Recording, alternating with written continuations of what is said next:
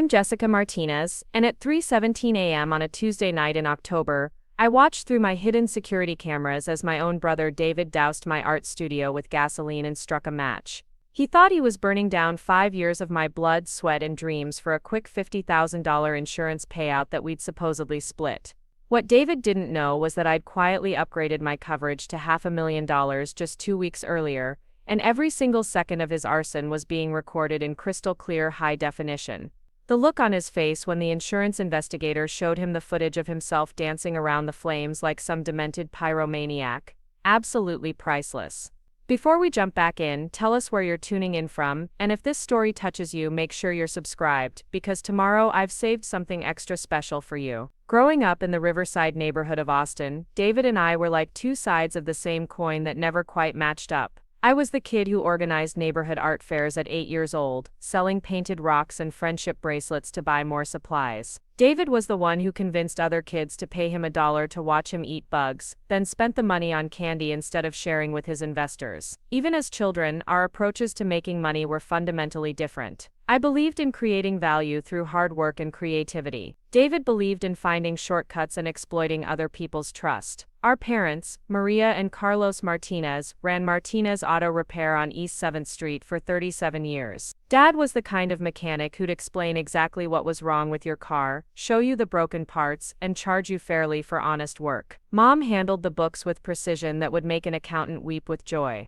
They built their reputation one satisfied customer at a time, never cutting corners, never overcharging, never making promises they couldn't keep. When they died in that head-on collision with a drunk driver 3 years ago, they left behind a legacy of integrity and a modest inheritance that would test whether David and I had inherited their values along with their money. The reading of the will was held in a sterile conference room that smelled like old coffee and broken dreams. David fidgeted in his chair, already calculating how he'd spend his share before the lawyer even finished speaking. Each of us inherited $45,000, along with some family jewelry and photographs that held more sentimental value than monetary worth. As we walked out of that office, David was already talking about his next big idea, something involving cryptocurrency and social media influencers that he swore would make us both millionaires within 6 months. I just nodded politely and made my own plans. Within 3 weeks of receiving my inheritance, I'd found the perfect location on South Congress Avenue. The space had previously housed a vintage clothing store that had closed during the pandemic, leaving behind exposed brick walls, hardwood floors worn smooth by decades of foot traffic, and large windows that flooded the interior with natural light. It needed work, serious work, but I could see its potential like a painter sees the masterpiece hidden in a blank canvas. I spent my entire inheritance on the down payment, first year's rent, and initial renovations, transforming that empty shell into craft and canvas, a combination art supply store and creative workshop space that would become my pride and joy. The front of the store featured carefully curated art supplies, from basic colored pencils for children to professional-grade oil paints for serious artists. I partnered with local suppliers whenever possible, supporting other small businesses while building relationships that would prove invaluable. The middle section housed my custom framing service, where I'd learned to cut mats and join corners with the precision of a surgeon. The back area was my crown jewel, a workshop space with pottery wheels, easels, jewelry-making stations, and a small kiln for ceramics classes. I even added a tiny cafe corner where customers could grab coffee and pastries while browsing or waiting for their custom framing orders. David, meanwhile, burned through his inheritance like it was tissue paper in a bonfire. His cryptocurrency venture crashed when he invested everything in something called Doge Moon that turned out to be an elaborate scam. The social media influencer partnership fell apart when his chosen influencer was caught in a scandal involving fake followers and fraudulent endorsements. Within 6 months, David was broke, bitter, and looking for someone to blame for his poor financial decisions. The first time he asked me for money, I said yes without hesitation.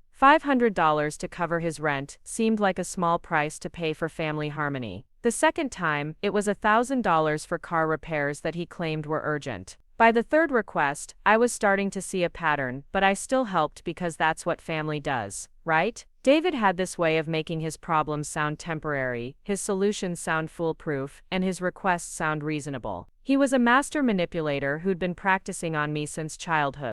Craft and canvas thrived beyond my wildest expectations. Within the first year, I was hosting sold-out pottery classes every weekend. My custom framing service had a 3-week waiting list, and local artists were competing for wall space in my rotating gallery. The Austin Chronicle featured us in their Best of Austin issue, calling us the creative heart of South Congress. Food Network filmed a segment about local businesses that support community artists, spending an entire afternoon capturing the energy and creativity that flowed through my space like electricity. But success bred resentment, especially from a brother who measured his worth by comparing his failures to my achievements. David started making comments about how lucky I was, how I'd had advantages he didn't, how our parents had always favored me. None of it was true, but truth has never been an obstacle for someone determined to rewrite history to suit their narrative. He'd visit the store during busy periods, watching customers line up for classes, counting register transactions, calculating my daily revenue with the focused intensity of an accountant preparing for an audit. The question started innocently enough. How much insurance did I carry on the business? What would happen if there was a fire or break-in? Did I have security cameras? Where did I keep my cash overnight? I answered truthfully because I had no reason to be suspicious of my own brother. David had always been curious about things that didn't concern him, always asking questions that were just slightly too personal, always probing for information he could use later. I chalked it up to brotherly interest in my success and ignored the warning bells that should have been clanging in my head like a fire alarm. The real trouble started when David's gambling addiction. Preparing and narrating this story took us a lot of time, so if you are enjoying it, subscribe to our channel. It means a lot to us. Now back to the story. Escalated from casual weekend poker games to daily online betting that consumed every dollar he could borrow, steal, or earn. He discovered sports betting apps that made it easier than ever to lose money 24 hours a day, 7 days a week. Basketball, football, baseball, tennis, even esports and international cricket matches became vehicles for his financial destruction. He'd bet on games he'd never watched, teams he'd never heard of, players whose names he couldn't pronounce. The house always wins, but David was convinced he'd found a system that would beat the odds. When legitimate borrowing options dried up, David turned to less savory sources. He owed money to people who didn't send polite payment reminders or charge reasonable interest rates. These were individuals who collected debts with baseball bats and brass knuckles, who viewed late payments as personal insults requiring physical responses. David found himself owing $38,000 to people who made loan sharks look like philanthropists, and they were getting impatient with his excuses and promises of future payments. That's when David's attention turned back to my thriving business with newfound intensity. He started visiting more frequently, always during closing time when I was alone and tired. He'd offer to help with closing procedures, insisting on learning where I kept important documents, how much cash typically stayed in the register overnight, where I stored my laptop with all the business records. His helpfulness felt forced, artificial, like a bad actor overplaying a caring role. But I was exhausted from 12-hour days, and grateful for any assistance, even if it came with a hidden agenda. I was too trusting to recognize. The insurance conversation came up during one of these awkward helpful visits. David mentioned hearing about a restaurant fire across town, how the owners had struggled because they were underinsured, how devastating it would be to lose everything you'd worked for without proper coverage. He asked detailed questions about my policy limits, my deductibles, my coverage for business interruption and equipment replacement. I told him I carried standard coverage, $50,000, which seemed adequate for a small business like mine. He nodded thoughtfully, filing that information away for future reference. What I didn't tell David, because the conversation made me vaguely uncomfortable, was that I'd been having my own concerns about security and coverage. 3 businesses within 6 blocks had experienced break-ins over the past month, and my insurance agent Frank Williams had been encouraging me to increase my coverage as my inventory and equipment values had grown substantially since opening. The pottery kiln alone was worth $15,000, and my framing equipment had cost nearly $8,000. A complete loss would far exceed my current coverage limits. 2 weeks before everything went sideways, I made 2 decisions that would save my business and destroy my relationship with David forever. First, I quietly upgraded my insurance coverage to $500,000, including comprehensive business interruption coverage that would pay my expenses and lost revenue for up to 12 months. Second, I installed a state-of-the-art security system with hidden cameras throughout the store, including motion-activated units in areas that wouldn't be obvious to someone planning mischief. The security installation was handled by my friend Ryan Thompson, who ran a small electronics business and owed me a favor after I'd helped him design promotional materials for his company. Ryan was the kind of guy who believed in doing things right the first time, so he didn't just install basic cameras visible to any potential intruder. He placed tiny, nearly invisible units in the pottery area, behind picture frames in the gallery section, inside decorative plants near the cash register, and even in the storage room where I kept expensive supplies. The system was connected to cloud storage and my smartphone, sending instant alerts for any motion detected after hours. I didn't tell anyone about the upgraded insurance or the comprehensive security system. Not even Ryan knew the full extent of what he'd installed. Something about David's questions and behavior had triggered instincts I didn't fully understand at the time. Maybe it was the way he'd started treating my success as a personal affront to his failures. Maybe it was how he'd begun talking about money with desperate urgency, making comments about needing a big break or a game changer that would solve all his problems at once. Whatever the reason, I felt compelled to protect my business from threats I couldn't name but somehow sensed approaching.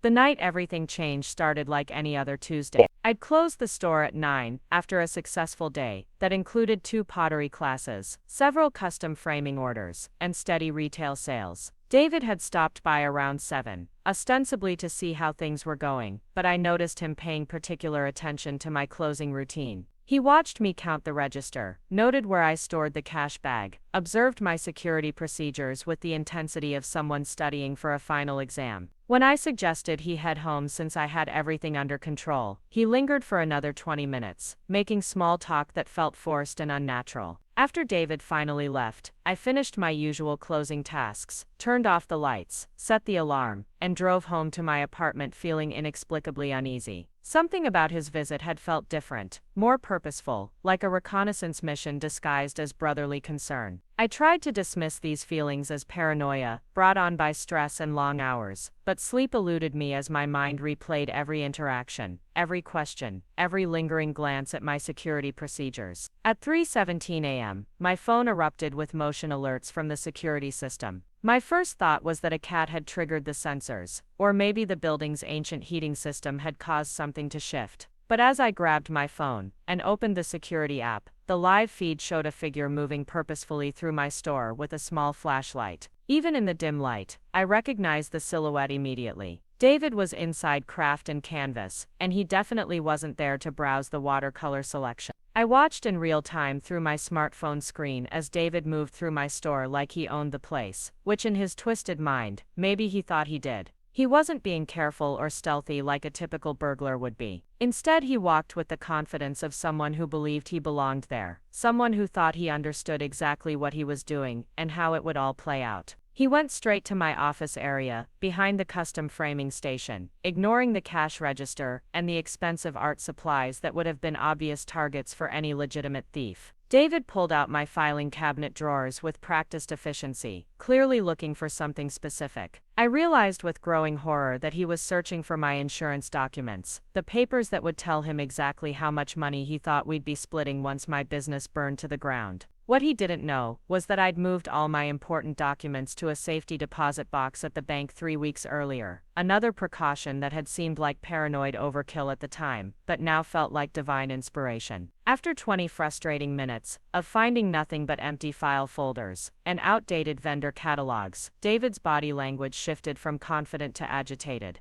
He started opening random drawers, checking behind picture frames, even looking inside empty coffee cans I used to store paintbrushes. His movements became increasingly frantic as he realized that the information he needed wasn't where he expected it to be. I could see his jaw clenching, his shoulders tensing, the physical manifestation of a plan that wasn't going according to schedule. That's when David pulled out his phone and made a call. I couldn't hear what he was saying, but I could see him pacing, gesturing animatedly, clearly arguing with whoever was on the other end. The conversation lasted about 5 minutes, ending with David throwing his phone down on my custom framing table hard enough to make me wince. When he picked it up again, his entire demeanor had changed. The frustrated searcher had been replaced by someone with a new, more destructive plan. David disappeared from the camera's view for several minutes, and I heard my front door chime as he left the building.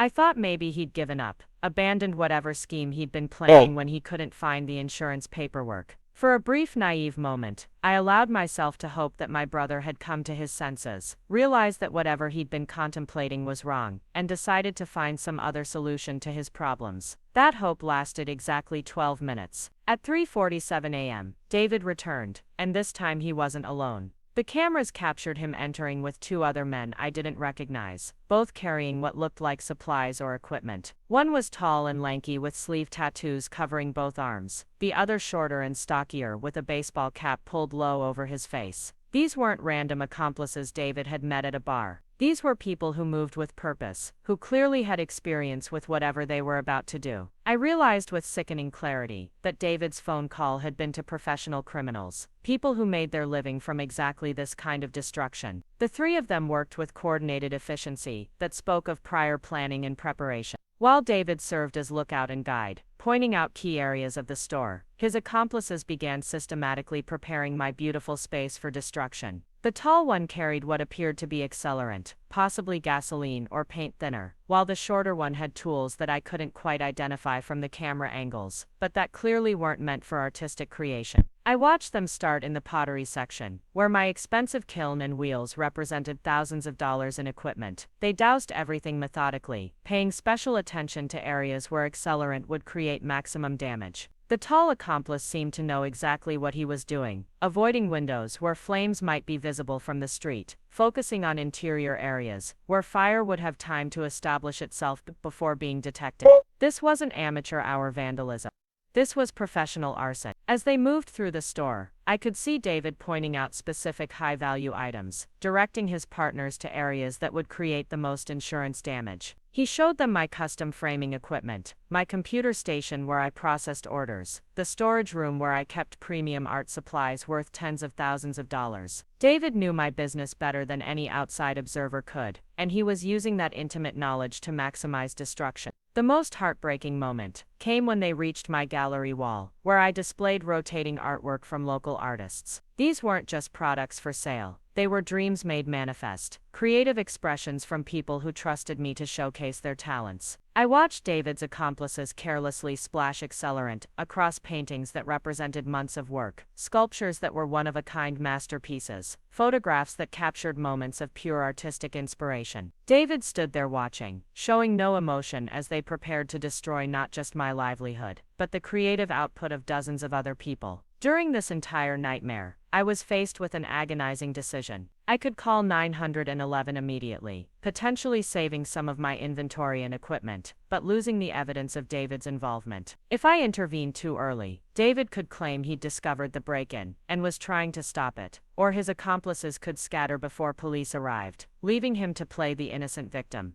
Alternatively, I could continue recording, gathering irrefutable evidence of the conspiracy, but allowing more destruction to occur. It was a horrible choice between immediate damage control and long-term justice. I chose justice. Something deep inside me knew that this betrayal went beyond simple property damage or financial loss. David wasn't just destroying my business, he was destroying our family, our shared history, the trust that had existed between us since childhood. If I was going to lose everything anyway, I needed proof of exactly how and why it happened. I needed evidence that would ensure David faced consequences for his actions, not just the immediate crime, but the fundamental violation of every value our parents had tried to instill in us. The preparation phase took almost an hour. By the time David and his accomplices finished their systematic destruction preparation, it was nearly 5 a.m. Austin's early commuters would start appearing on the streets soon, which meant they needed to finish their work and disappear before witnesses might observe smoke or flames. I could see David checking his watch repeatedly, clearly anxious about the timing, but determined to see his plan through to completion. The actual fire started in the pottery section, where the accelerant had been most heavily applied. The tall accomplice used what looked like a long-handled lighter, the kind used for fireplaces or grills, to ignite the accelerant, while staying safely away from the initial flare-up. The flames caught immediately, spreading faster than I would have thought possible, racing along the trails of accelerant like liquid lightning. Within minutes, the pottery area was fully engulfed, flames reaching toward the ceiling, and beginning to spread toward the main retail section. David and his accomplices didn't stick around to admire their handiwork. As soon as the flames were established and spreading predictably, they headed for the exit, moving quickly but not running. The shorter accomplice gathered up the empty accelerant containers, while the tall one did a final check to make sure they weren't leaving any obvious evidence behind. David took one last look around the store that had been my pride and joy, and for just a moment, I thought I saw something that might have been regret cross his face. But then he turned and followed his partners out into the night, leaving my dreams to burn. I waited exactly 3 minutes after they left before calling 911, long enough to ensure they were safely away, but not so long that the fire would spread beyond control. The emergency dispatcher was professional and efficient, promising that fire trucks would arrive within minutes. I grabbed my keys and raced toward the store, my heart pounding with a mixture of rage, grief, and determination. By the time I arrived, flames were visible through the front windows, but the fire department was already on scene, their powerful hoses beginning to knock down the blaze. The fire chief, Captain Rodriguez, was a weathered man in his 50s, who'd clearly seen every type of fire imaginable. He pulled me aside as his crew continued their work, explaining that they'd been able to contain the damage to roughly 60% of the store's interior. The pottery section was a total loss, the custom framing area was severely damaged, but the front retail section and storage room had been saved. More importantly, the building's structure was intact, which meant rebuilding would be possible rather than starting from scratch. As dawn broke over Austin, revealing the full extent of the damage, I stood on the sidewalk watching firefighters complete their work. My beautiful store looked like a war zone, with blackened walls, broken windows, and the acrid smell of burned dreams hanging in the air like a toxic cloud. Other business owners from the Strip began arriving, offering condolences and support with the genuine concern that small business communities show for their own. But all I could think about was the footage stored safely in the cloud, evidence of exactly who had orchestrated this destruction and why.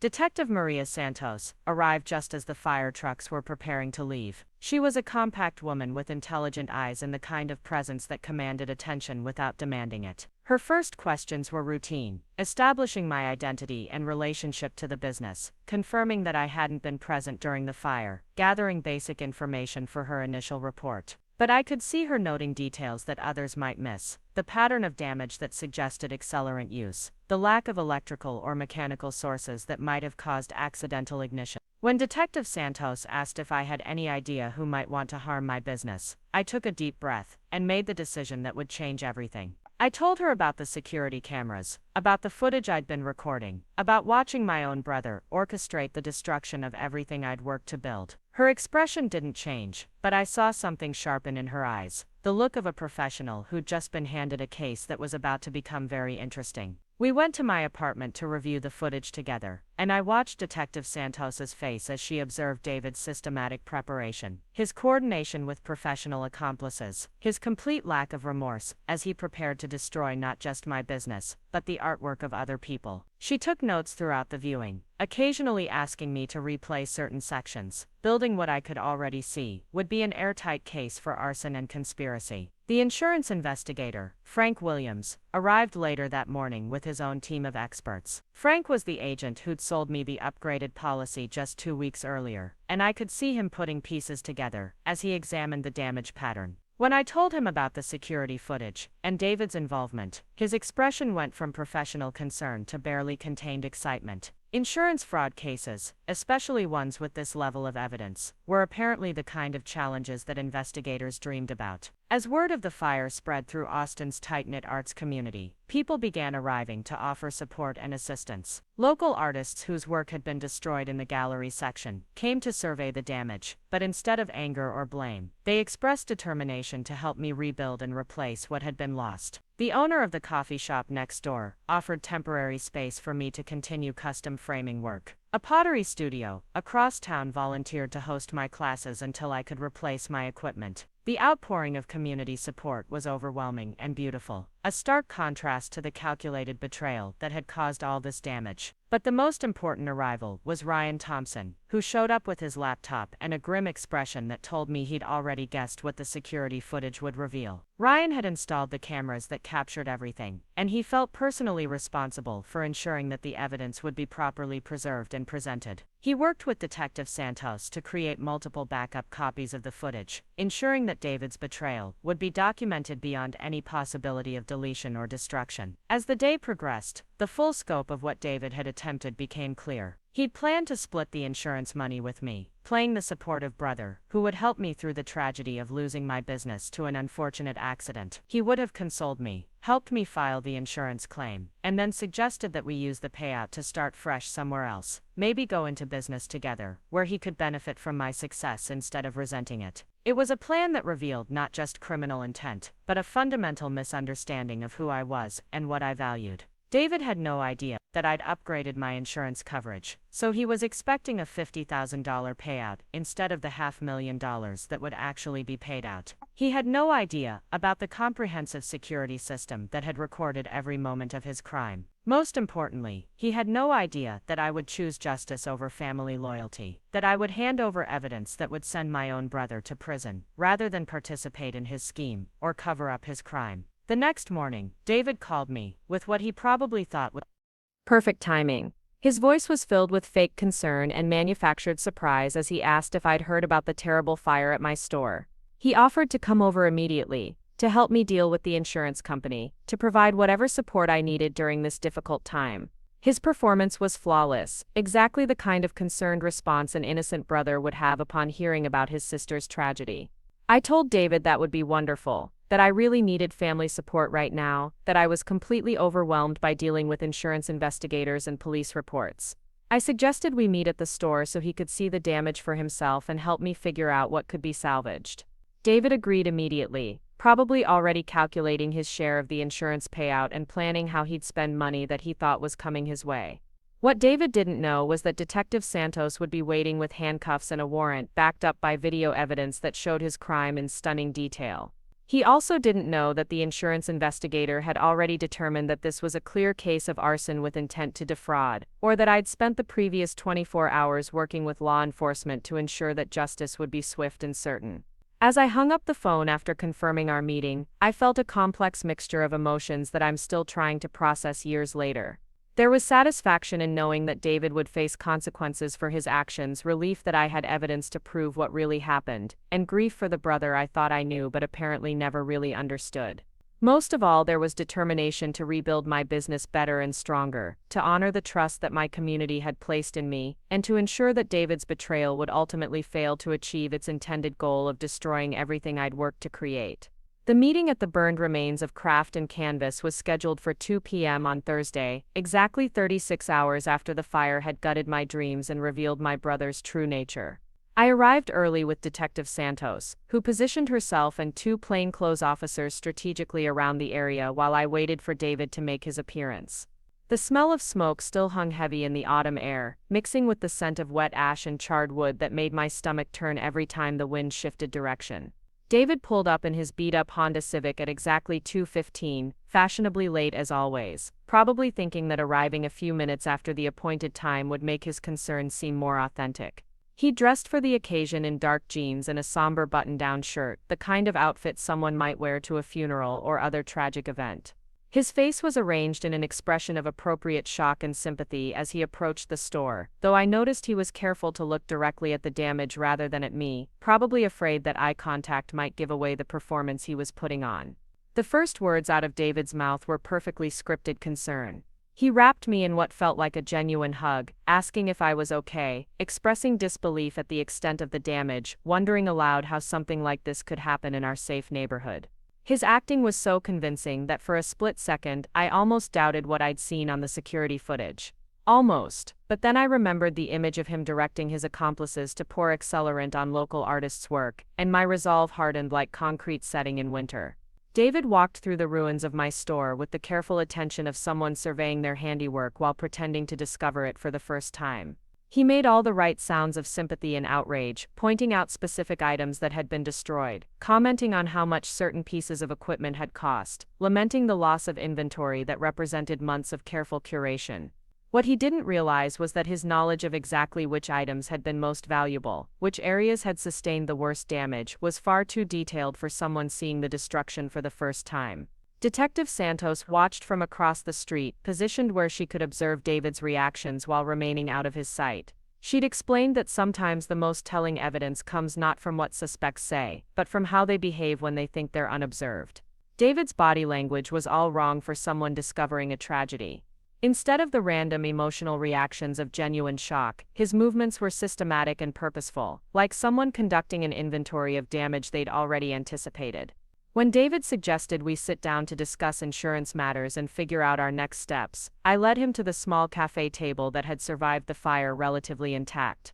The irony wasn't lost on me that we were about to have this conversation surrounded by the destruction he'd orchestrated, sitting at furniture that had witnessed his crime just 2 nights earlier. David pulled out a notebook and pen, ready to help me navigate what he assumed would be a $50,000 insurance claim that we'd be splitting between us. The conversation began with David asking detailed questions about my insurance coverage, questions that would have seemed helpful and appropriate from a concerned family member if I hadn't known they were really about calculating his share of money he'd already spent in his mind. He wanted to know about deductibles, about coverage limits, about how quickly claims typically got processed. He even offered to call the insurance company himself to handle some of the paperwork burden during what he called my time of grief and shock. As David talked, I found myself studying his face with new eyes, looking for signs of the person who could orchestrate such calculated betrayal while maintaining a facade of loving concern. What I saw was someone who'd become so comfortable with deception that he probably no longer distinguished between truth and lies in his own mind. Every expression of sympathy was perfectly modulated, every gesture of support precisely calculated to reinforce his role as the caring brother helping his sister through crisis.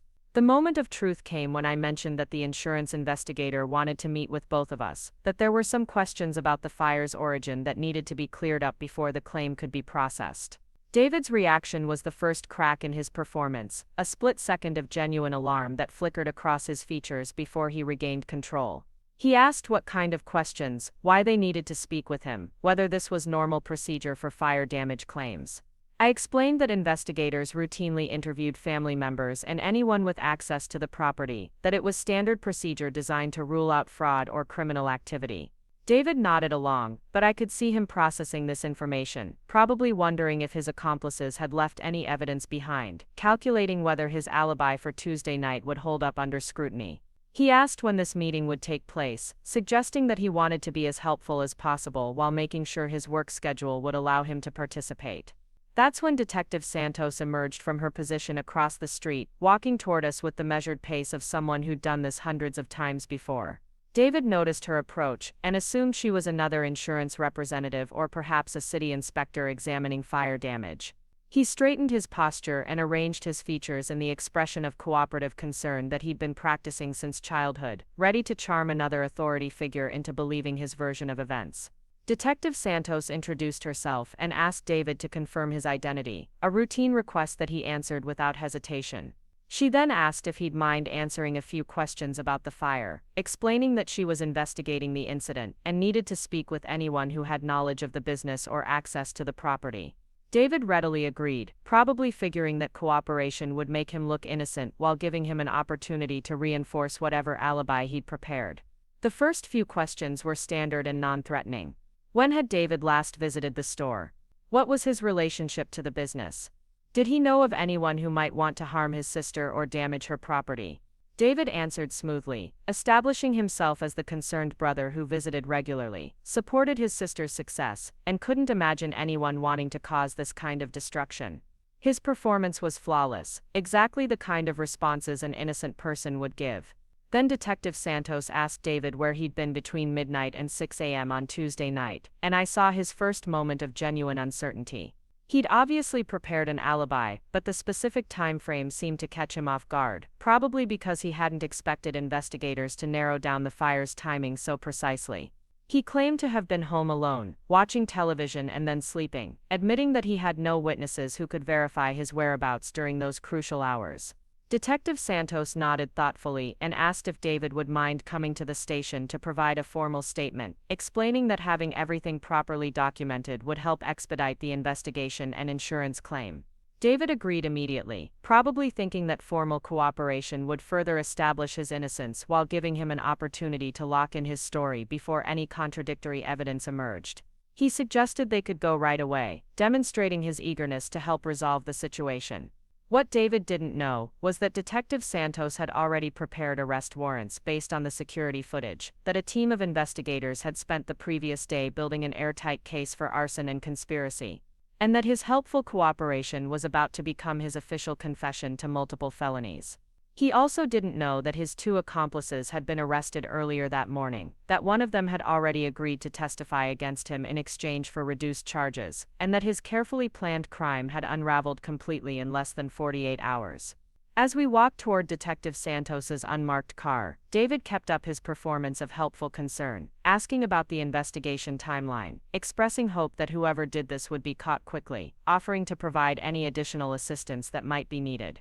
He even suggested that he could help me with temporary workspace arrangements while the insurance claim was being processed, volunteering his time and energy to support my recovery from this terrible tragedy that he'd personally orchestrated. The drive to the police station gave David additional opportunities to reinforce his innocence while unknowingly providing more evidence of his guilt. He asked detailed questions about how fire investigators determine the cause of blazes, whether security cameras in the area might have captured anything useful, how long it typically takes to solve cases like this. Each question revealed knowledge and concerns that an innocent person wouldn't have, while his apparent helpfulness made his eventual arrest all the more dramatic. At the station, Detective Santos led us to an interview room equipped with recording equipment and one-way mirrors that David probably assumed were there for standard procedure rather than because this was actually an interrogation rather than a routine witness interview. She offered coffee and water, creating a comfortable atmosphere that encouraged David to relax and lower his guard. He accepted coffee and settled into his chair with the confident demeanor of someone who believed he was about to provide helpful information rather than incriminate himself. The formal interview began with Detective Santos reading David his rights, a procedure that he probably assumed was routine, rather than recognition that he was actually a suspect rather than a witness. David waived his right to an attorney, confident in his ability to maintain his deception and probably eager to avoid any delays that might allow contradictory evidence to emerge. His willingness to proceed without legal representation would later be cited as evidence of his arrogance and fundamental misunderstanding of the situation he'd created. Detective Santos began with basic biographical information, establishing David's relationship to me and to the business, his knowledge of the store's operations and security procedures, his access to keys and alarm codes. David answered truthfully, probably figuring that lying about easily verifiable facts would damage his credibility when it came to more important questions. He confirmed that he'd visited the store regularly, that he understood my business model and daily routines, that he had general knowledge of my insurance coverage and security measures. The questions gradually became more specific and pointed. Detective Santos asked about David's financial situation, his recent gambling activities, his debts to various creditors including some particularly unsavory individuals. David's comfort level began to decrease, as he realized that investigators had been looking into his background much more thoroughly than he'd anticipated.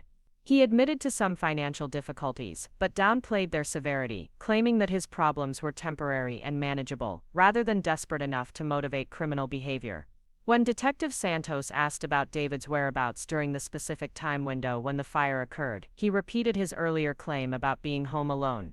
She pressed for details about what he'd watched on television, what time he'd gone to bed, whether he'd received any phone calls or text messages during the night.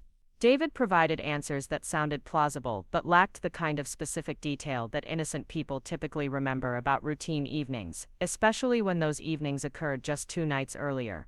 Then Detective Santos introduced the security footage, explaining that cameras in the area had captured images of individuals near the store during the early morning hours when the fire started.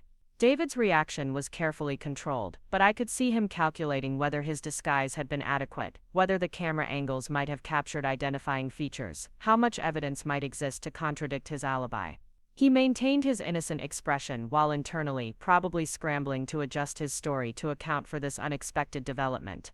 Detective Santos played selected clips from the security footage, starting with images that clearly showed someone entering the store but weren't immediately identifiable as David. She asked if he recognized the individual, whether the person's build or movement seemed familiar, if he had any thoughts about who might have had access to the building. David studied the footage with apparent concern, playing his role as the helpful family member trying to identify his sister's attacker. The trap closed when Detective Santos played the footage showing David's face clearly illuminated, as he directed his accomplices to specific areas of the store, coordinating the placement of accelerant, with the expertise of someone intimately familiar with the business layout.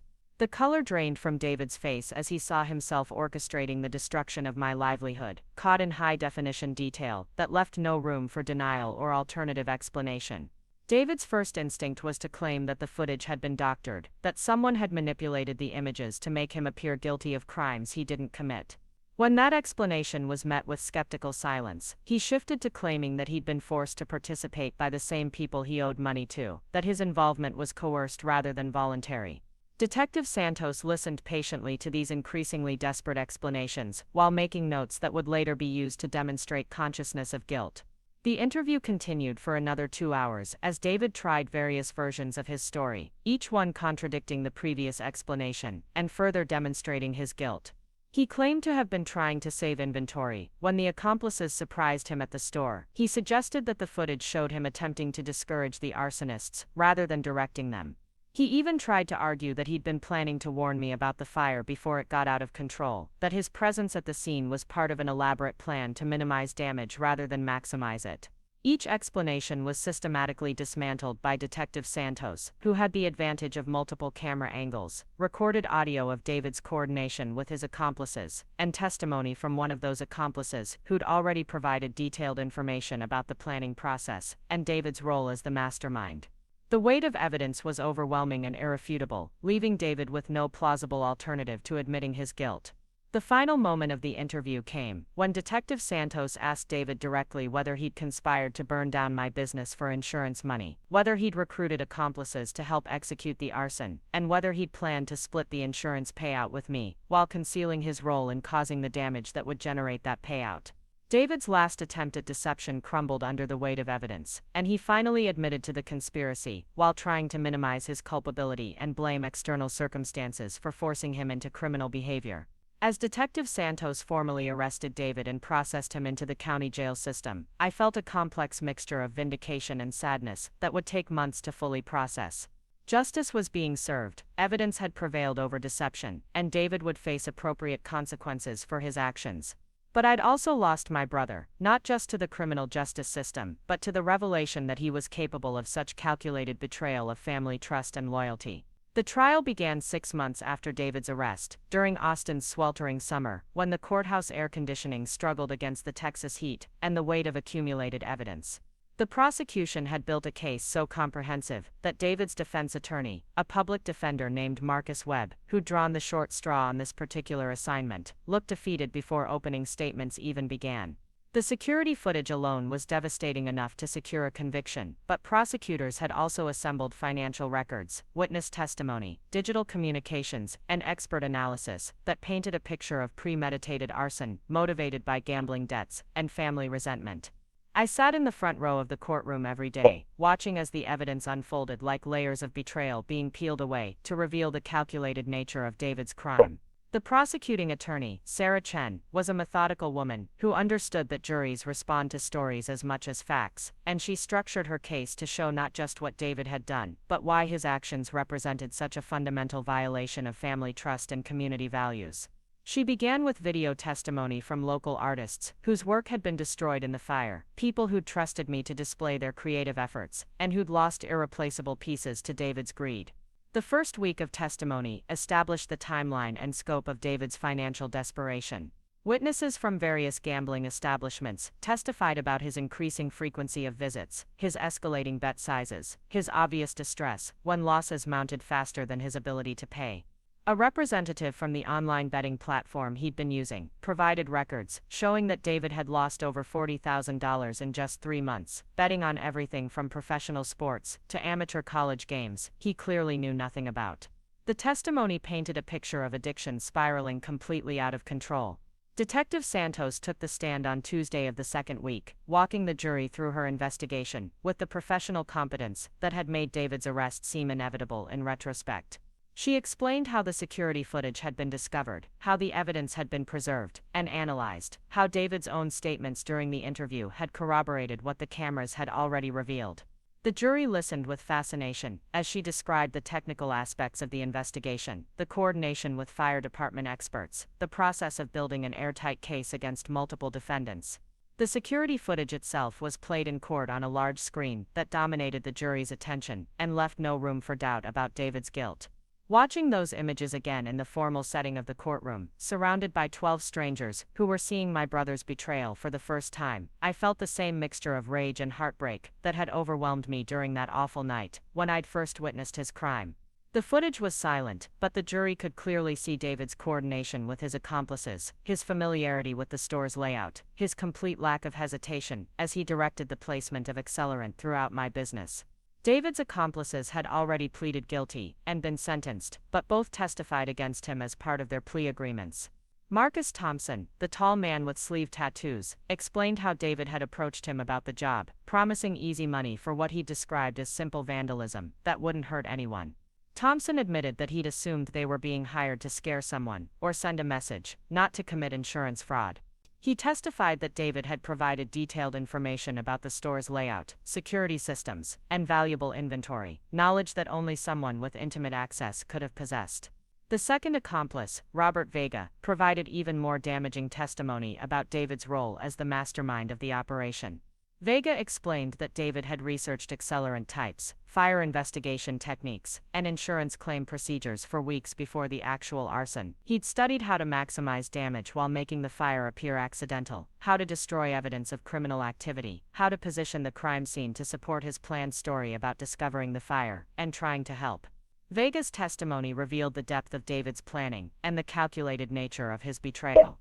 The insurance investigator, Frank Williams, testified about the upgraded policy I'd purchased just weeks before the fire, explaining that while the timing might seem suspicious, the increase in coverage was entirely appropriate, given the growth in my business's inventory and equipment values. He walked the jury through the standard investigation process, showing how the evidence of arson had been discovered, how David's planned insurance fraud had been exposed, and how the comprehensive documentation had allowed for a swift resolution of my legitimate claim. Expert witnesses included fire investigators, who explained the burn patterns, the use of accelerants, and the professional nature of the arson. Their testimony established that this wasn't a random act of vandalism or an accident, but a carefully planned crime, executed with knowledge of how to maximize destruction while attempting to avoid detection. The experts' analysis of the security footage confirmed that David and his accomplices had moved through the store with purpose and expertise, knowing exactly what they were doing and why they were doing it. David's defense strategy was pathetic in its desperation and transparent in its dishonesty. Marcus Webb tried to argue that David had been coerced by his gambling creditors, that he'd been forced to participate in the arson to protect his own safety. This argument fell apart when prosecutors demonstrated that David had initiated contact with his accomplices, provided the planning and coordination, and stood to benefit financially from the crime's success. The coercion defense required jurors to believe that David was simultaneously a victim of circumstances and the mastermind of a complex criminal conspiracy. Webb also attempted to generate sympathy by portraying David as a gambling addict who'd lost control of his decision-making abilities, suggesting that addiction diminished his responsibility for his actions.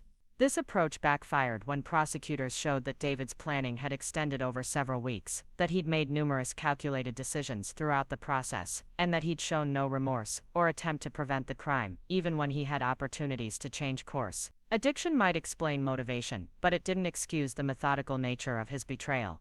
The most painful part of the trial came when I took the stand to testify about our relationship, David's access to my business, and the impact of his crime on my life and livelihood. The prosecution needed my testimony to establish David's knowledge of the store's operations and his ability to provide inside information to his accomplices. But testifying against my own brother, even one who tried to destroy my life's work, felt like another violation of family bonds that had already been shattered beyond repair. Speaking directly to the jury about David's betrayal, I tried to convey not just the financial damage he'd caused, but the deeper harm of having someone you trust completely turn that trust into a weapon against you. I explained how David had used his knowledge of my routines, my security procedures, and my business operations to orchestrate the most effective possible attack on everything I'd worked to build. The jury listened with obvious sympathy, but I could see them struggling to understand how family relationships could deteriorate to such a level of calculated cruelty. David's decision to testify on his own behalf proved to be a catastrophic mistake that sealed his conviction and maximized his sentence. Under cross-examination, he couldn't maintain the fiction that he'd been coerced, or that his actions had been motivated by anything other than greed and resentment. Prosecutor Chen systematically dismantled his story, using his own words from the police interview, his behavior captured on security footage, and his obvious knowledge of details that only the crime's mastermind would possess. The most damaging moment came when Chen asked David directly whether he'd felt any concern for the local artists whose work would be destroyed in the fire, whether he'd considered the impact on my employees who would lose their jobs, whether he'd thought about the broader community that relied on my business. David's responses revealed a level of selfishness and disregard for others that shocked even his own defense attorney. He seemed genuinely surprised that anyone expected him to consider consequences beyond his own immediate financial benefit. Jury deliberation lasted less than 4 hours, barely enough time for them to elect a foreman and review the evidence that had already convinced them of David's guilt. The verdict was guilty on all counts: arson in the first degree, conspiracy to commit arson, insurance fraud, and criminal mischief. The judge scheduled sentencing for the following month, giving the probation department time to prepare a comprehensive pre-sentence report that would help determine David's punishment. The sentencing hearing provided an opportunity for victim impact statements, and I'd spent weeks preparing remarks that would convey the full scope of David's crime without sounding vindictive or overly emotional. I wanted the judge to understand that this wasn't just about property damage or financial loss, but about the violation of trust that forms the foundation of family relationships and community connections. I spoke about the months of therapy I'd needed to process the betrayal, the difficulty of rebuilding relationships when your own brother had demonstrated such capacity for deception. Local artists also provided impact statements describing how the loss of their work had affected their careers and creative confidence. Several spoke about pieces that had been destroyed, original works that represented months of effort and could never be replaced. Others talked about the broader impact on Austin's arts community, how crimes like David's made creative people feel vulnerable and uncertain about trusting local businesses with their precious work. The judge, the Honorable Patricia Morales, was known for fair but firm sentencing that reflected both the severity of crimes and the potential for rehabilitation. Before announcing David's sentence, she delivered remarks that captured the essence of his betrayal better than any of the attorneys had managed during weeks of testimony. She spoke about how trust forms the foundation of family relationships, business partnerships, and community connections, and how David's crime had violated all three types of trust simultaneously. Judge Morales sentenced David to 12 years in state prison, with the possibility of parole after serving 8 years. The sentence reflected the serious nature of his crimes, his role as the mastermind of the conspiracy, and his complete lack of remorse throughout the legal process. She also ordered full restitution for the damage he'd caused, though everyone understood that David's financial situation made meaningful restitution unlikely. The sentence was harsh enough to reflect community outrage, but fair enough to withstand appeals. As David was led away in shackles, he looked back at me one final time with an expression I couldn't quite read. There might have been regret there, or anger, or simply the confusion of someone who'd never really understood why his actions were so fundamentally wrong. I felt no satisfaction watching my brother disappear into the prison system, only a profound sadness for the relationship we'd once shared and the family bonds that his greed had permanently severed. The insurance settlement came through 3 weeks after David's sentencing, and the $500,000 payout allowed me to not just rebuild craft and canvas, but to expand it beyond what I'd originally imagined. I used the money to create a larger space with better security, improved equipment for classes and workshops, and a dedicated gallery area that could properly showcase local artists' work. The new store opened exactly 1 year after the fire, with a celebration that drew hundreds of community members who'd supported me throughout the ordeal. The rebuilding process had been therapeutic in ways I hadn't expected. Working with contractors, selecting new equipment, and designing improved layouts gave me a sense of control and forward momentum that helped process the trauma of David's betrayal. The new craft and canvas was better than the original in every way, incorporating lessons learned from both the business's growth and the crime that had nearly destroyed it. Advanced security systems, fireproof storage for valuable artwork, and comprehensive insurance coverage ensured that we'd never again be vulnerable to the kind of attack David had orchestrated. The grand reopening celebration felt like a resurrection, a powerful statement that creativity and community connections are stronger than individual greed and betrayal. Local artists whose work had been destroyed in the fire contributed new pieces for the reopening exhibition, many of them incorporating themes of resilience and renewal that reflected our shared experience. The mayor attended along with representatives from other small businesses who'd supported me throughout the rebuilding process. Ryan Thompson, who'd installed the security system that captured David's crime, became more than just a friend during the months of rebuilding. Our shared experience of witnessing betrayal and working toward justice had created a bond that evolved naturally into romance. By the time the new store opened, Ryan and I were planning not just the business's future but our life together. His proposal came exactly 2 years after David's arrest, in the same gallery space where his brother's crime had been planned, but where our love had grown from friendship forged in crisis. The psychological healing took much longer than the physical rebuilding, requiring months of therapy to process the complex emotions surrounding family betrayal and violated trust. Dr. Elena Rodriguez, a trauma specialist who worked with crime victims, helped me understand that David's actions reflected his character flaws rather than any failure on my part to be a good sister. Learning to separate my guilt and self-doubt from the reality of David's choices was an ongoing process that continued long after the trial ended. I've received 3 letters from David during his incarceration, each one expressing different levels of remorse and understanding of his crimes. The first letter, written just months after his sentencing, was full of self-pity and blame-shifting, claiming that his gambling addiction had made him a victim of circumstances beyond his control. The second letter, arriving after he'd apparently participated in some prison counseling programs, showed more genuine recognition of the harm he'd caused and the trust he'd violated. The most recent letter, received just last month, included what seemed like authentic remorse and a request not for forgiveness, but simply for acknowledgement that he understood the magnitude of his betrayal.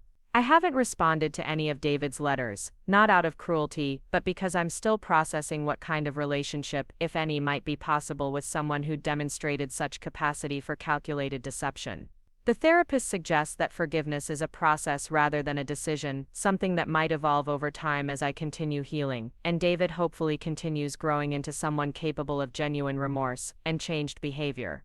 The success of the rebuilt craft and canvas has exceeded every expectation I had before David's crime nearly destroyed everything I'd worked to create.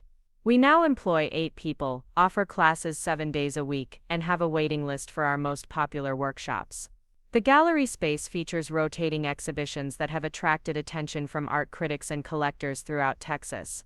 Most importantly, we've become a genuine community hub, where creativity flourishes and people form connections that extend far beyond business transactions. The experience of surviving David's betrayal and rebuilding from the ashes has taught me lessons about resilience, community support, and the importance of protecting what you've worked to create.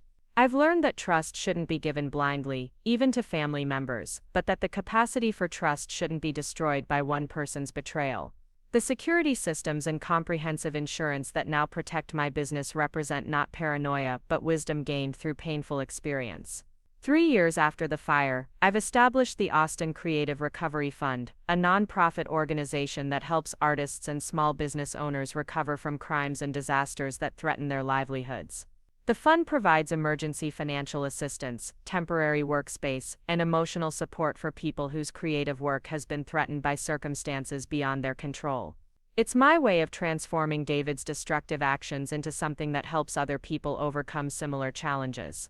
The fund has already assisted dozens of local artists and small business owners, providing grants for equipment replacement, temporary studio space, and counseling services for those dealing with the psychological aftermath of having their life's work threatened or destroyed.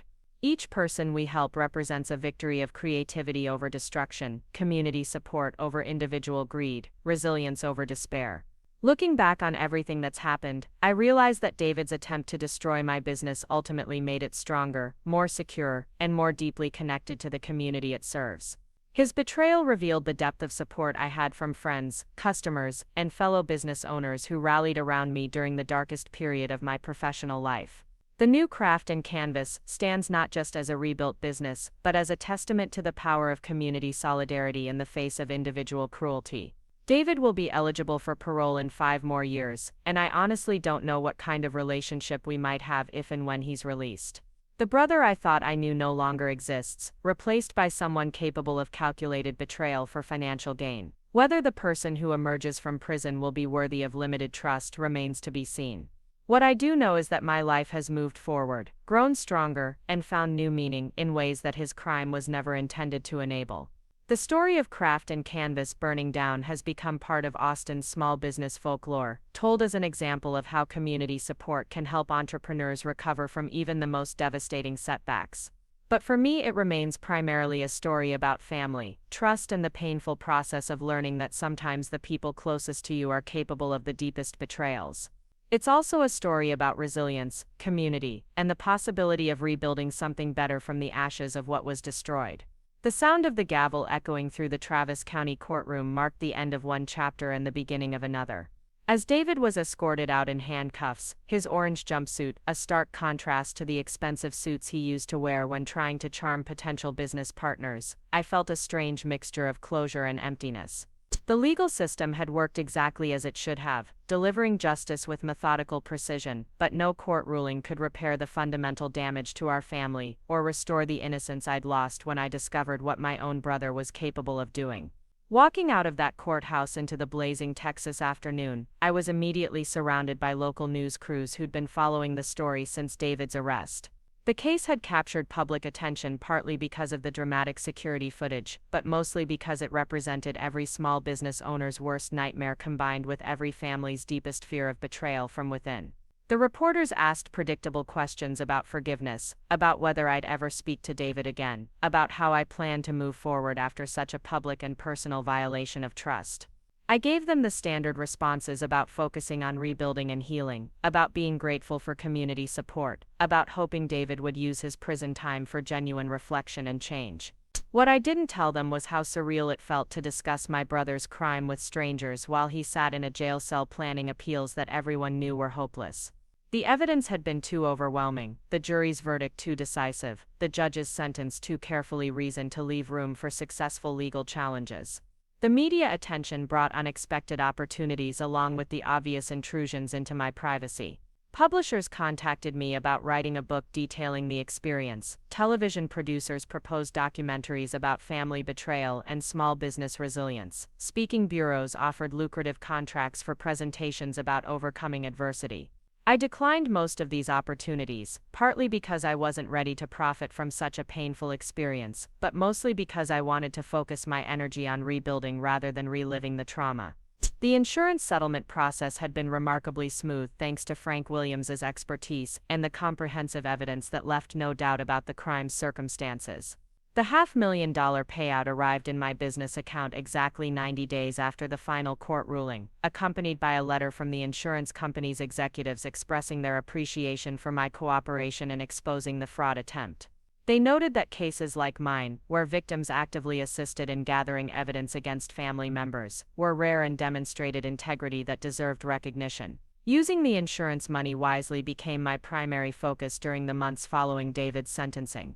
I could have simply rebuilt Craft and Canvas to its original specifications and pocketed the remaining funds, but something about surviving such a calculated attack made me want to create something bigger and better than what David had tried to destroy. I hired Austin's most respected small business consultant, Maria Gonzalez, to help me develop an expansion plan that would honor the community support I'd received while building something sustainable for the future. Maria's analysis revealed that my original business model had been successful but limited in scope. The combination of retail sales and workshop classes was profitable, but the space constraints and equipment limitations had prevented me from reaching my full potential.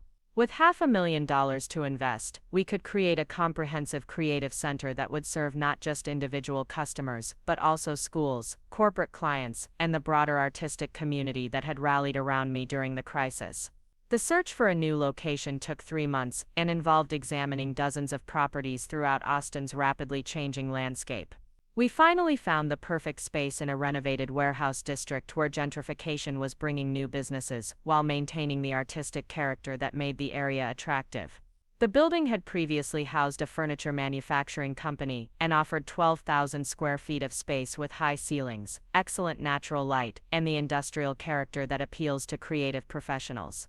Renovating the warehouse space required coordinating with architects, contractors, and specialized vendors who understood the unique requirements of an artistic workspace. We designed separate areas for different types of creative activities, from a pottery studio with professional-grade kilns to a jewelry workshop with ventilation systems that could handle metalworking. The gallery space was expanded to accommodate larger installations and traveling exhibitions that would attract visitors from throughout Texas. The most important addition was a community classroom that could accommodate groups of 50 or more for workshops, lectures, and collaborative projects. This space would allow us to partner with local schools, offer corporate team-building activities, and host events that would generate revenue while serving educational and community-building purposes. The classroom featured state-of-the-art audio-visual equipment, flexible seating arrangements, and storage systems that could support a wide variety of creative programs. Installing comprehensive security systems was obviously a top priority, and I worked with Ryan Thompson to design surveillance and protection measures that would prevent any future crimes while remaining unobtrusive enough not to interfere with the creative atmosphere. Every area of the facility was covered by multiple cameras with cloud-based storage that would preserve evidence even if physical equipment was damaged or stolen.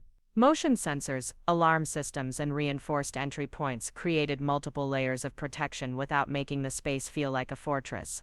The insurance coverage for the new facility was equally comprehensive, including not just property protection but also business interruption coverage that would maintain operations even if another disaster struck. Frank Williams worked with multiple carriers to create a policy package that covered every conceivable risk, from natural disasters to criminal attacks, to equipment failures that might disrupt our ability to serve customers. The annual premiums were substantial, but the peace of mind was invaluable after experiencing David's betrayal. Hiring staff for the expanded operation required finding people who shared my commitment to fostering creativity while maintaining professional standards that would attract serious artists and discerning customers. I promoted Amanda Rodriguez from her part-time position in the original store to general manager of the new facility, recognizing her loyalty and business acumen demonstrated during the crisis period. Amanda had been one of the first people to offer support after the fire, and her dedication to the business's mission made her the natural choice for increased responsibilities. The pottery instructor position went to Michael Chen, a master ceramicist who'd been teaching at the University of Texas but wanted to work more directly with community members rather than just college students. Michael brought technical expertise and artistic credibility that would attract serious pottery enthusiasts, while maintaining the welcoming atmosphere that encouraged beginners to explore their creative potential. His presence elevated our pottery program from hobby classes to professional-level instruction that attracted students from across Central Texas. For the expanded gallery program, we hired Dr. Sandra Williams, a former museum curator who'd left institutional work to focus on supporting contemporary artists in more direct and meaningful ways. Sandra's connections in the art world brought opportunities for exhibitions that would never have been possible in our original small space, while her curatorial expertise ensured that our shows maintained high artistic standards that enhanced Austin's cultural landscape. The jewelry and metalworking program required specialized equipment and expertise that we found in Roberto Vega, an artisan who'd been crafting custom pieces for Austin's music scene for over 20 years. Roberto's workshop skills and teaching ability allowed us to offer programs ranging from basic wire wrapping for beginners to advanced silversmithing for serious jewelry makers. His reputation in Austin's creative community brought immediate credibility to our expanded offerings. The grand reopening celebration was scheduled for exactly 18 months after David's crime had nearly destroyed my dreams. The timing was symbolic rather than coincidental, representing not just recovery but transformation into something larger and more meaningful than what had been lost. We planned a 3-day festival, featuring demonstrations by all our instructors, exhibitions of work created in our programs, and collaborative projects that showcased the creative community's resilience and solidarity. Local media coverage of the reopening focused on the remarkable transformation from crime victim to community leader, but I tried to emphasize that the real story was about Austin's artistic community coming together to support one of their own. The success of the new craft and canvas represented collective effort rather than individual achievement, with dozens of people contributing time, expertise, and resources to create something that served everyone's interests. The mayor attended the ribbon-cutting ceremony, delivering remarks about small business resilience and community support that acknowledged both the tragedy we'd overcome and the achievement we were celebrating. City council members, local business leaders, and representatives from arts organizations throughout Texas joined hundreds of customers, students, and supporters for festivities that continued late into the evening. The celebration felt like vindication, not just for me personally, but for the values of creativity, community, and mutual support that David's crime had attempted to destroy. The expanded facility's first year exceeded every projection we'd made during the planning process. Class enrollment tripled compared to the original store, retail sales increased dramatically thanks to our larger inventory and improved displays, and the gallery program attracted visitors from throughout the region who came specifically to see our rotating exhibitions. Corporate clients began booking team-building workshops that provided steady revenue while introducing new customers to our regular programs. Most importantly, the new craft and canvas became a genuine community hub where people formed friendships, launched creative collaborations, and found support for their artistic aspirations. The large classroom hosted monthly meetings for local artist groups, provided space for workshops led by visiting experts, and served as a venue for community discussions about cultural issues affecting Austin's creative landscape. We'd achieved something that went beyond business success to create genuine social value. The Austin Creative Recovery Fund that I'd established using a portion of the insurance settlement had grown into a significant resource for artists and small business owners facing emergencies. By partnering with other local organizations and securing grants from foundations that supported entrepreneurship and the arts, we'd been able to assist over 100 individuals and families during our first 2 years of operation. Each success story represented validation of our belief that creative communities have an obligation to support their most vulnerable members. The fund's most visible success was helping Maria Esperanza, a painter whose studio apartment had been destroyed in a fire caused by faulty electrical wiring in her building. Maria had lost not just her living space, but also 20 years' worth of artwork that represented her entire professional portfolio.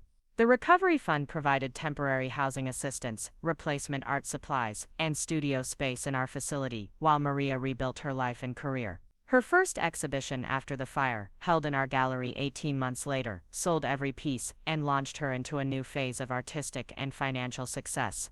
Another memorable case involved James Morrison, a woodworker whose shop had been burglarized by thieves who stole over $50,000 worth of specialized tools that represented his ability to earn a living. Insurance covered only a fraction of the loss, and James was facing bankruptcy when the Recovery Fund stepped in with emergency assistance. We provided temporary workspace in our facility, helped him apply for a small business loan to replace his equipment, and organized a community fundraiser that generated additional resources for his recovery. James now operates a thriving custom furniture business and serves on the Recovery Fund's advisory board. The psychological benefits of helping other people overcome similar challenges proved to be as important as the practical assistance we provided. Working with crime victims and disaster survivors helped me process my own trauma while finding meaning in David's betrayal that went beyond personal pain and family dysfunction. Each person we helped represented proof that destructive actions could be transformed into positive outcomes through community solidarity and mutual support. Dr. Elena Rodriguez, the trauma therapist who'd helped me navigate the aftermath of David's crime, noted that my recovery had been accelerated by finding ways to help others facing similar challenges. She explained that trauma survivors often benefit from opportunities to transform their painful experiences into sources of strength and assistance for other people dealing with comparable situations.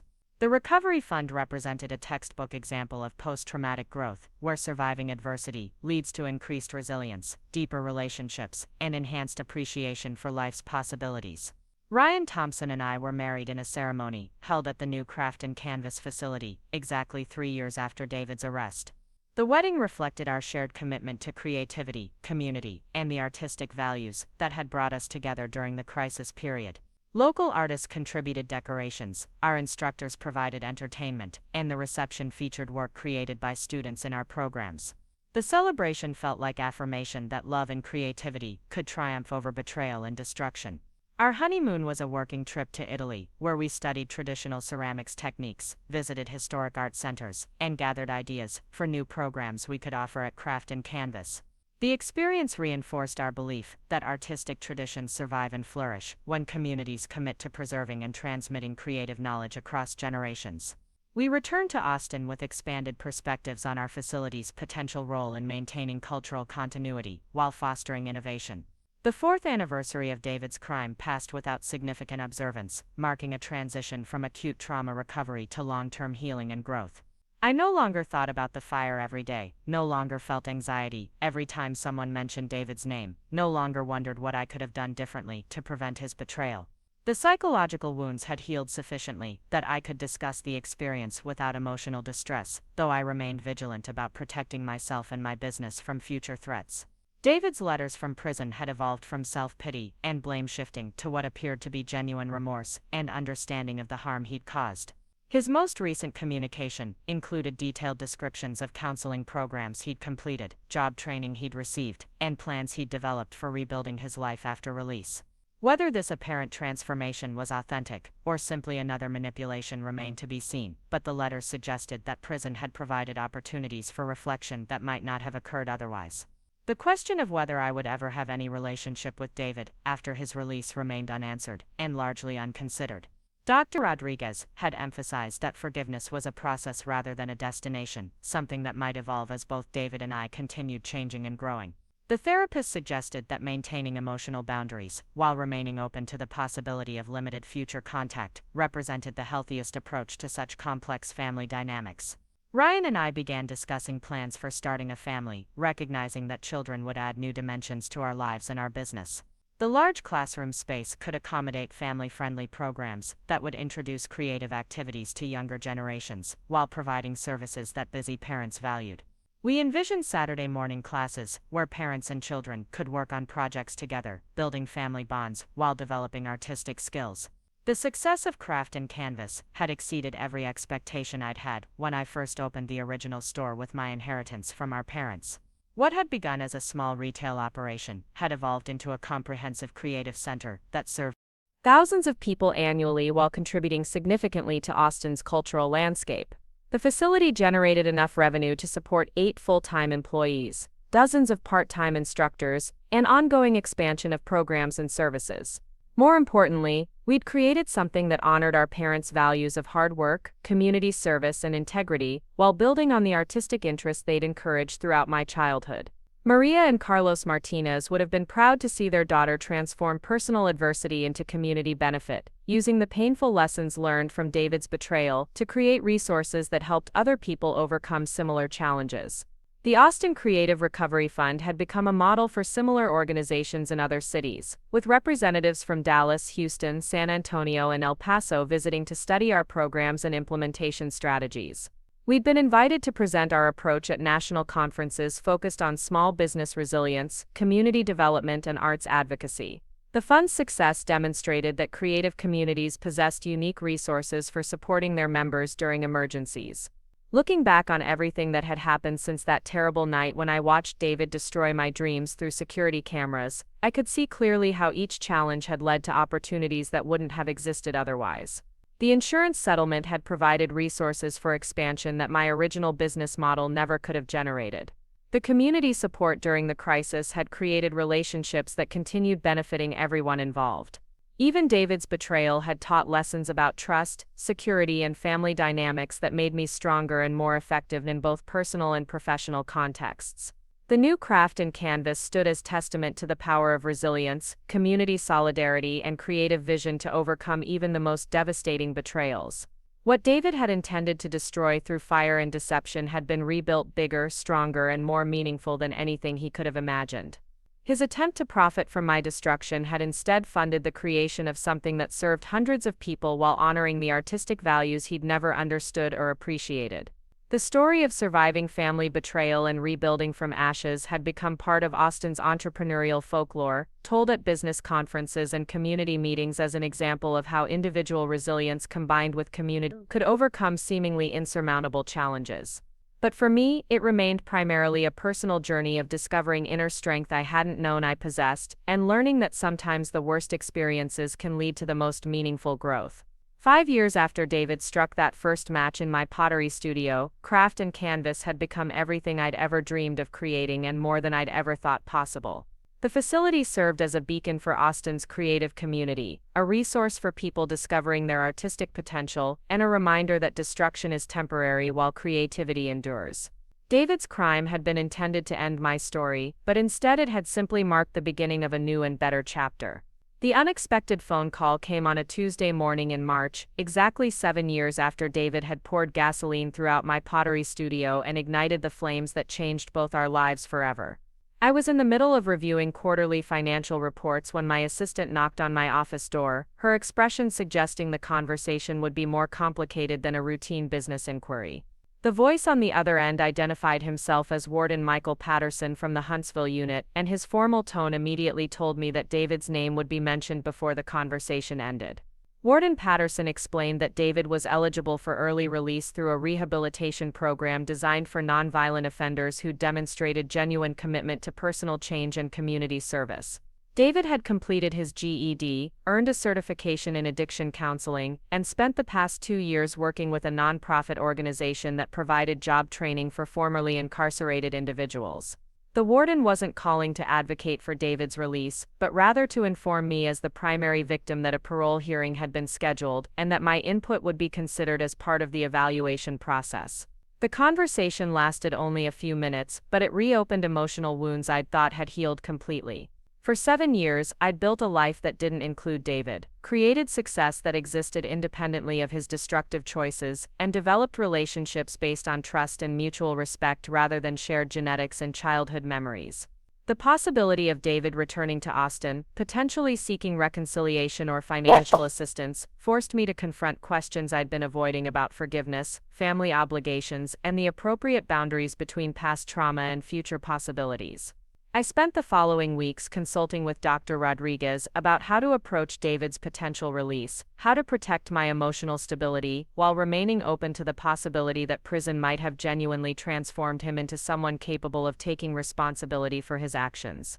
The therapist reminded me that David's rehabilitation, if authentic, was separate from my obligation to trust him or include him in my life. Personal growth and behavioral change were admirable, but they didn't automatically restore relationships that had been destroyed by betrayal and criminal conduct. The parole hearing was scheduled for April 15th, and I received official notification that I could provide either written testimony or appear in person to share my perspective on David's request for early release.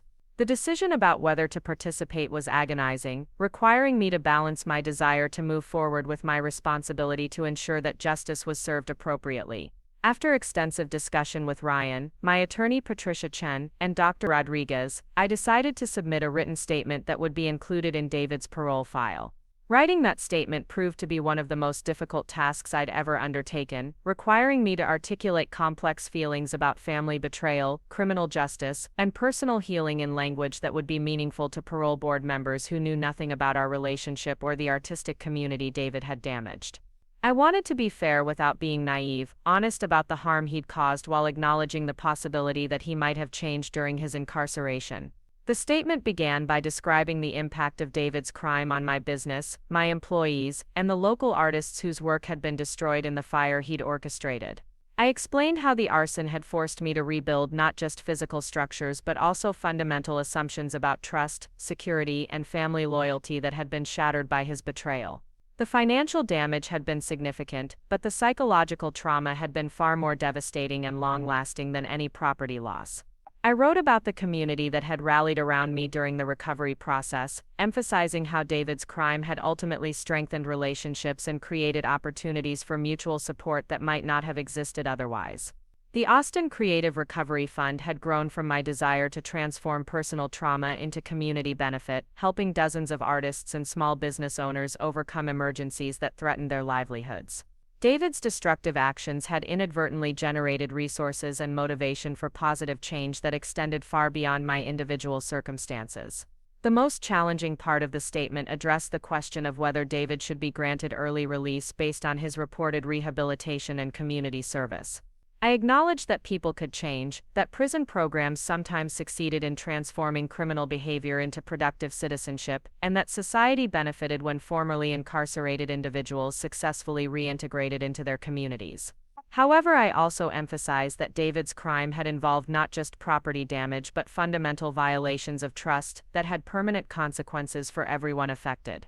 I concluded the statement by requesting that any decision about David's release include specific conditions designed to protect both his potential victims and his own chances for successful reintegration.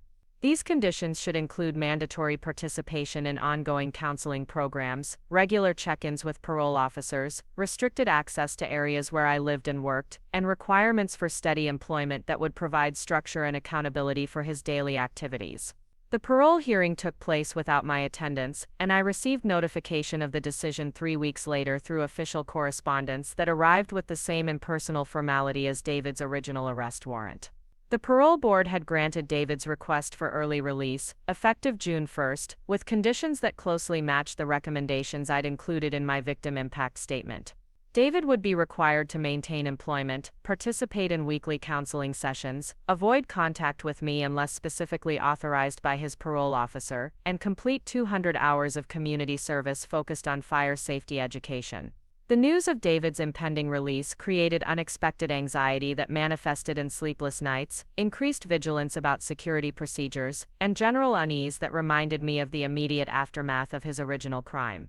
Dr. Rodriguez assured me that these reactions were normal responses to the possibility of encountering someone who'd traumatized me, even if that person had supposedly been rehabilitated by years of incarceration and counseling.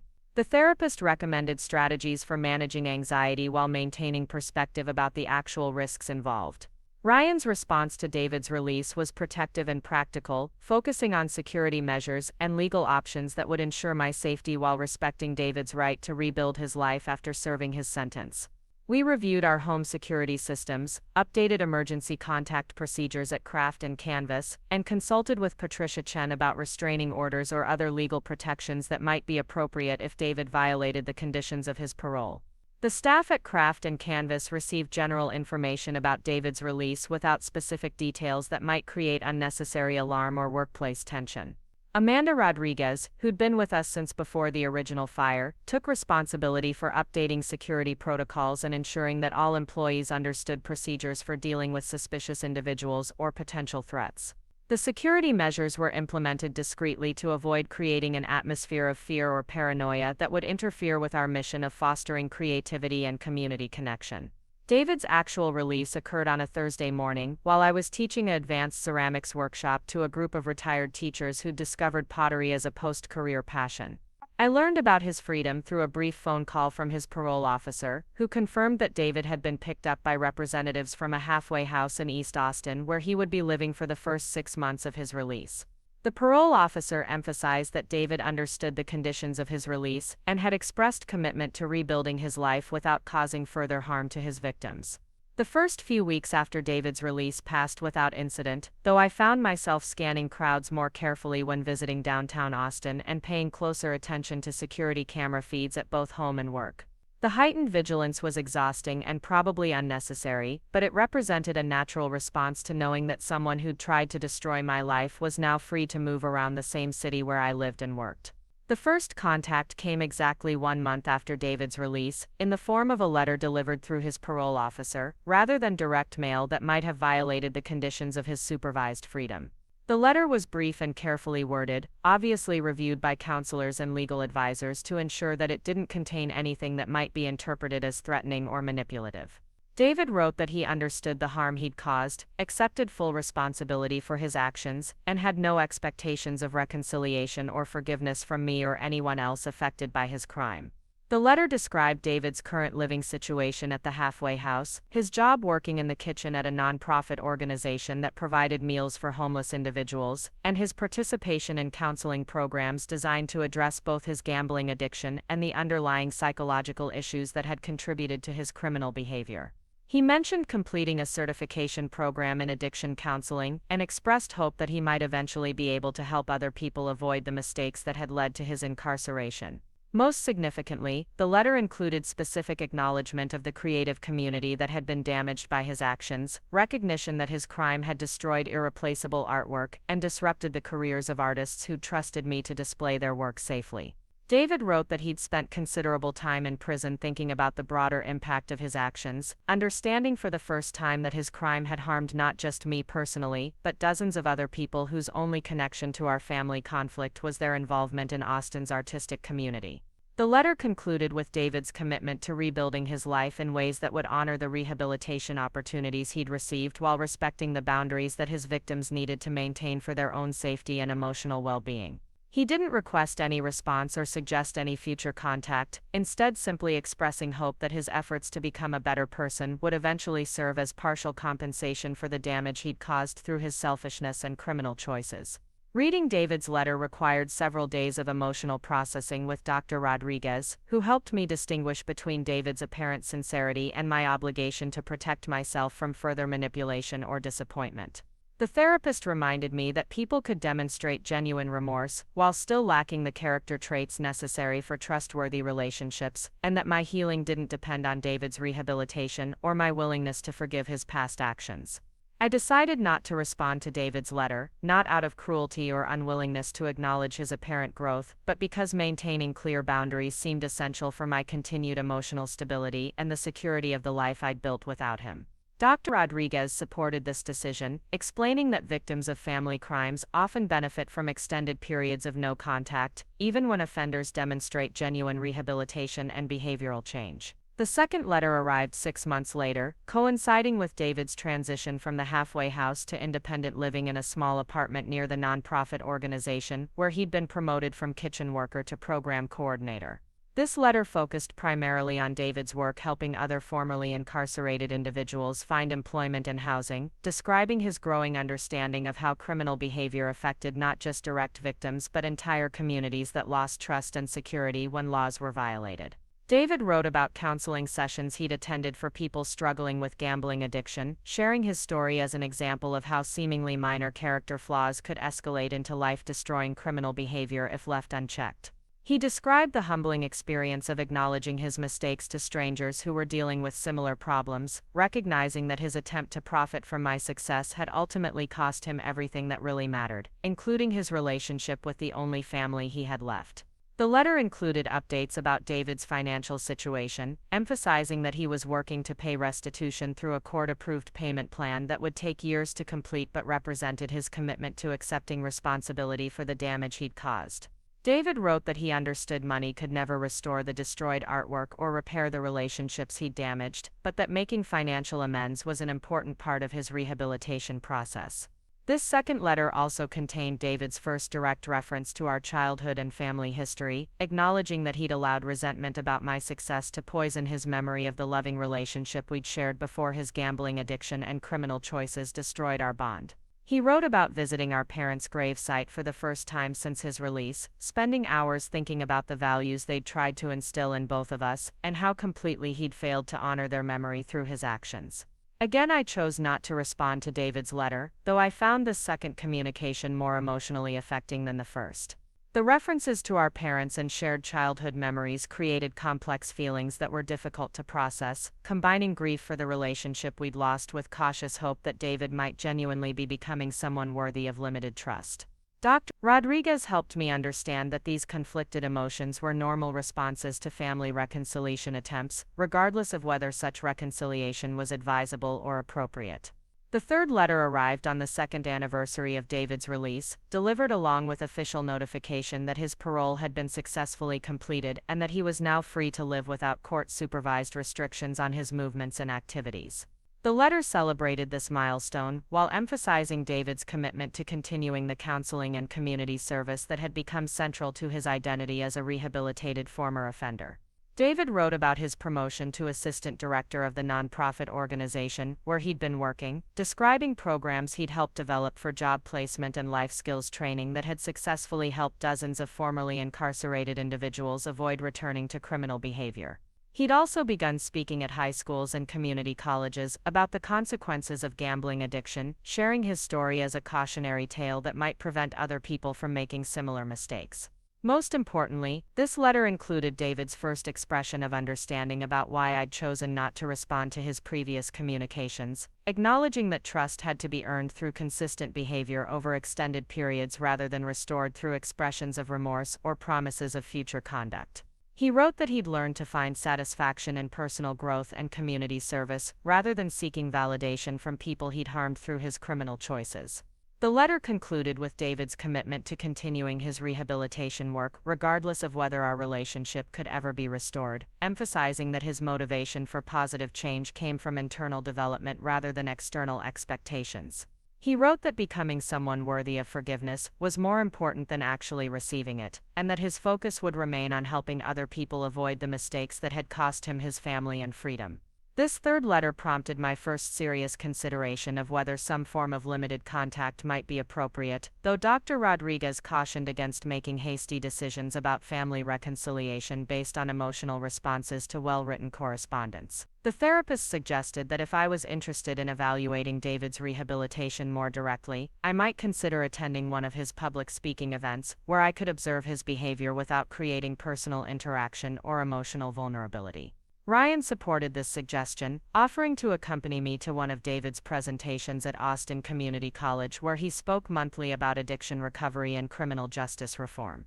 We attended anonymously, sitting in the back of a classroom where 30 students listened to David describe his journey from successful family member to convicted arsonist to rehabilitation advocate. His presentation was articulate, honest, and focused on accepting responsibility rather than generating sympathy for his circumstances. Watching David speak to those students provided insights into his character development that letters couldn't convey, revealing someone who seemed genuinely committed to using his mistakes as educational tools for other people facing similar challenges. His responses to student questions demonstrated knowledge about addiction psychology, criminal justice reform, and community reintegration that could only have come from years of serious study and personal reflection. Most telling was David's response when a student asked whether his family had forgiven him for his crime. David replied that forgiveness wasn't something he expected or felt entitled to receive, that his rehabilitation was motivated by personal growth rather than relationship restoration, and that the people he'd harmed had every right to protect themselves from further contact regardless of how much he'd changed during his incarceration and subsequent community service. After observing David's presentation and discussing our observations with Dr. Rodriguez, Ryan and I decided that I might be ready for limited supervised contact if David continued demonstrating consistent rehabilitation over additional months. The therapist recommended establishing specific boundaries and conditions for any interaction, including neutral locations, time limits, and clear expectations about topics that would and wouldn't be discussed during our conversations. The opportunity for initial contact came when David's nonprofit organization partnered with the Austin Creative Recovery Fund on a project providing job training for formerly incarcerated individuals interested in artistic careers. The collaboration made sense from both organizations' perspectives, but it also created natural opportunities for professional interaction that could serve as a testing ground for personal relationship rebuilding.